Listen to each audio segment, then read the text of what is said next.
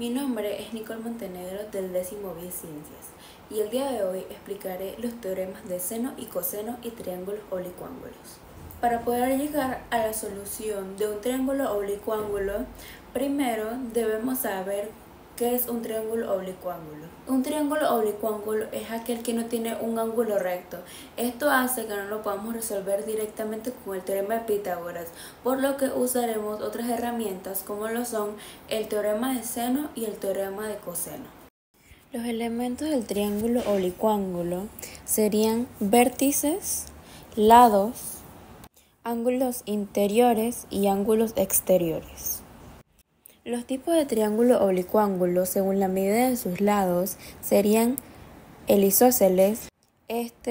Dos de sus lados miden lo mismo y el otro es distinto.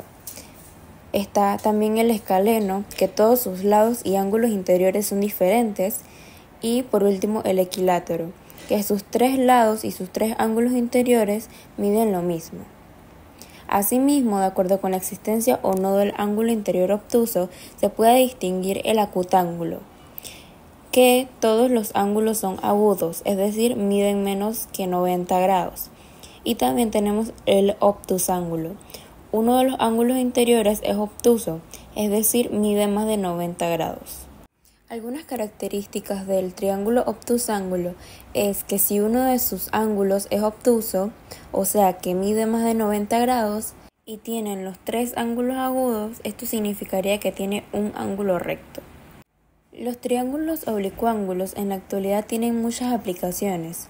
Algunas de las más importantes son, por ejemplo, el cálculo de ángulos de elevación y de presión en diferentes situaciones. También sirve para calcular distancias específicas, ya sean alturas de objetos, distancias, entre otras. Un ángulo obtusángulo es mayor que un ángulo recto y que un ángulo agudo, pero es más pequeño que un ángulo llano. Un problema de resolución de triángulos oblicuángulos consiste en hallar tres de sus elementos, lados o ángulos cuando se conocen los otros tres. En este primer ejemplo tenemos un árbol que proyecta sombra. Y el problema nos dice que el árbol produce una altura que produce una sombra de 7 metros. Y esa sombra, junto a la altura del árbol, genera un ángulo de 35 grados. Podemos observar que ya tenemos el ángulo. Por lo tanto, si aquí está el ángulo, nos quiere decir que por acá está el cateto opuesto. De esta manera sabemos que el cateto que nos sobra vendría siendo el adyacente y el lado más largo sería la hipotenusa. Entonces sabríamos que la pregunta es ¿cuál es la altura del árbol? Para resolver esto necesitaríamos las funciones. Luego de esto sustituimos los valores en la tangente. En este caso tangente de 35 grados. Arriba iría el cateto opuesto que vendría siendo la H. Y debajo K, que vendría siendo el cateto adyacente, en este caso 7 metros. Procedemos a despejar y reescribimos tangente. Ya que el 7 está dividiendo, pasará al lado izquierdo multiplicando. En este caso el 7 estará multiplicando la tangente de 35. Y esto nos daría un resultado de 4.90 metros. Por lo tanto, el árbol tiene una altura de 4.90 metros.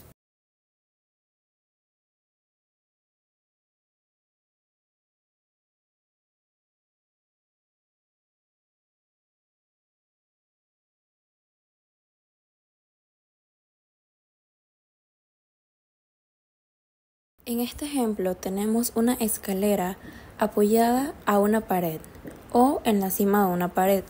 Esta pared, como podemos ver, tiene una altura de 3 metros. Aquí en la parte de abajo pues no tenemos ningún valor. Y en este caso la L representará la longitud de la escalera. Tenemos el ángulo que se está ubicando entre la pared y la escalera. Y este, como podemos ver, tiene un ángulo de 42 grados.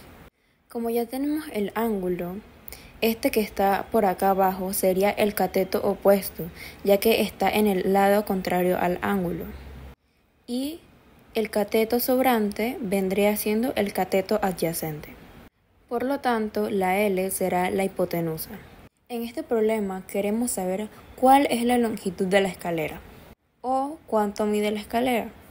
Para esto necesitamos saber cuánto vale la L. Como el único valor que tenemos es el cateto adyacente, entonces tendremos que utilizar la función de coseno. Entonces sustituimos los valores. Arriba iría el cateto adyacente, que vendría siendo 3 metros. Entonces, como la hipotenusa sería la L, pues esta iría abajo. Ya que la L estamos dividiendo, pues este pasaría a multiplicar el 42. Pero como el 42 no nos sirve de este lado, pues pasará a dividir. Esto quiere decir que los intercambiaremos de lugar.